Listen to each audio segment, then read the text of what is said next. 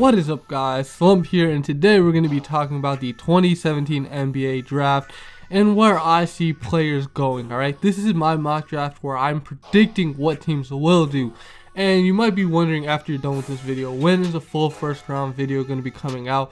Well, me and a friend are probably going to be in a Skype call June 8th, June 9th. And we're going to decide what teams should do, alright, instead of what they will do. Because you can't really guess with these players, man. I've only scouted 16 players so far, and I've only given a grade to 14 of them. So obviously, I still need to do more research by the time June 9th gets around. But with that being said, hope you guys enjoyed this video. And make sure to leave a like and subscribe if you are new. With the #1 overall pick, the Boston Celtics, or whoever ends up trading for the #1 pick, will select Markelle Fultz, point guard out of Washington. Now, this fit doesn't make sense in terms of fitting, like fitting wise. You'd expect them to select someone like Josh Jackson. However, Boston, I believe, are starting to realize that IT is not the answer, alright? I've been saying this for quite some time. If IT is your #1 option, you're not winning no rings. Plus, you guys already have a pretty young team outside of IT, alright? You got Marcus Smart and Jaylen Brown. So why waste the youth's prime in trying to force them to win right now? Why trade away any of these players? Build around them, alright? Pick up Markelle Fultz, and next year with the Brooklyn Nets pick up Michael Porter Jr. and trade IT, alright? I'm sorry, Celtic fans. I am a UW fan, but I think it is time for IT to go to a new place, alright? To check out some new scenery. This man is extremely short, and you might be saying, why are you talking about his height? Well, the shorter you are, the worse you age, alright? It's just that simple. So I like them taking Markelle Fultz, a scoring combo guard out of Washington, a guy who can put up 26 points and 9 assists. I really think Markelle Fultz is going to win at least one MVP award in his career, maybe even 2, alright? He will be a dominant player. However, he is not going to hold the standard of a player like LeBron James, Kobe Bryant, alright? He's not going to be able to will a team to the finals. You guys have to build around him to be successful. And Danny Ainge is pretty smart outside of the draft, so I expect him to do just that. With the 2nd overall pick, the Los Angeles Lakers select Lonzo Ball. Now, this is a pretty obvious prediction. I don't think anybody's gonna shy away from it. Now, the more I watch Lonzo Ball, the more accepting I am of this pick, alright? But the thing is, with his dad running his mouth and with how the current Lakers roster is set up, are you willing to put up with his idiotic self for at least 3 years before you guys get all situated and ready to go? Because if they do pick up Lonzo Ball, they will trade D'Angelo Russell. At least I hope so. Because listen, Julius Randle is a vital piece in this team, alright? He will be the Tristan Thompson or even Draymond Green for this Lakers team if they are able to contend. I love watching this man Julius Randle play, and I think he's an extremely key piece for this Lakers team. We're talking about Brandon Ingram, a very versatile small forward shooting guard. He can do whatever you want. I like his dribbling, however, he does not have the confidence right now. If you get Lonzo Ball who can find him, give him open looks, I think his confidence will skyrocket. So right now, I'm fine with the pickup, but they better trade away this man D'Angelo Russell. I don't care. Like, even for an early mid-first round pick, I'd be fine with it. I think it's worth it right now, right? When we got players like Lauri Markkanen, whatever how you pronounce his name, and Zach Collins probably going to be available, why not? With the 3rd overall pick, I have the 76ers selecting Josh Jackson. Now, this isn't the best player in terms of fit for the 76ers scheme. I do like their defensive potential, and this will only add to them. Like, Josh Jackson will be the best player on the board, alright? At #3, my #2 player, go for it, go wild. I wouldn't mind it at all. However, we need some shooters for this 76ers team, and we need another ball handler. Alright, we can't just have one ball handler on the court. Why do you think the Warriors are so successful? Why do you think the Cavs are so successful? Because they have multiple ball handlers on the court at the same time. Those guys don't get fatigued that much because they can always just pass it up to the other guy. You need to pick up, hopefully you guys do get Kyle Lowry, because I want to see the East become competitive again. But we'll just have to wait and see. However, Josh Jackson will be a great fit for the 76ers. At #4, we have De'Aaron Fox, alright, the point guard out of Kentucky. Now, De'Aaron Fox, if he does go to Phoenix, they're going to need to trade Eric Bledsoe. And I'm pretty sure that goes without even saying, all right? They already have Leandro Barbosa. They already have Tyler Ulis. It is time to trade Eric Bledsoe. And I love Eric Bledsoe, all right? More than I'll ever love De'Aaron Fox. But it is what it is. They want to go young. Their entire core is young. You have Marquise Chris, Dragon Bender. This man, Devin Booker, who dropped 70 in a game. TJ Warren, who has a little bit of potential, all right? He has a little bit of potential. But you need a primary ball handler who can slash just like Eric Bledsoe did, that is younger, all right? You need somebody younger.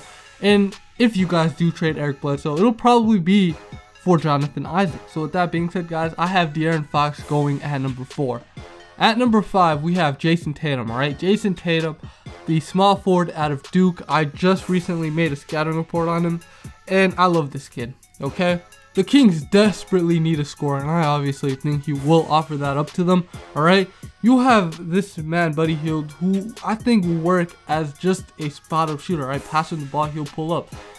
You need a point guard for that as well, which is kind of unfortunate. I see you guys passing up on Dennis Smith for Jayson Tatum. But Jayson Tatum is going to be that player that puts fans into the stands. He's going to help this Sacramento Kings fan base just be rejuvenated, all right? They're going to be excited for this player.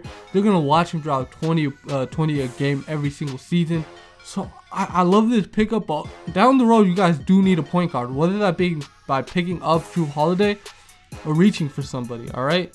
So yeah, that's just how I see that happening. At number 6, we have the Orlando Magic selecting Dennis Smith Jr. Now, the best fit for Orlando is obviously Jayson Tatum, somebody who could score out well, all right?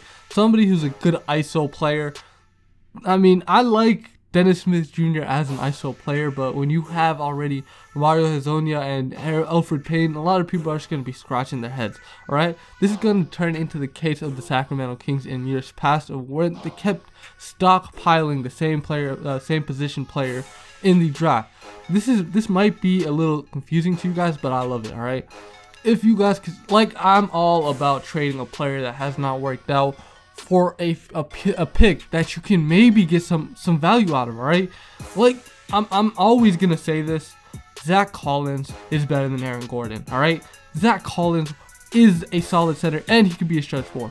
Trade for him, all right? Trade Elfrid Payton and Aaron Gordon. Even, yeah, like, Aaron Gordon hasn't been doing anything.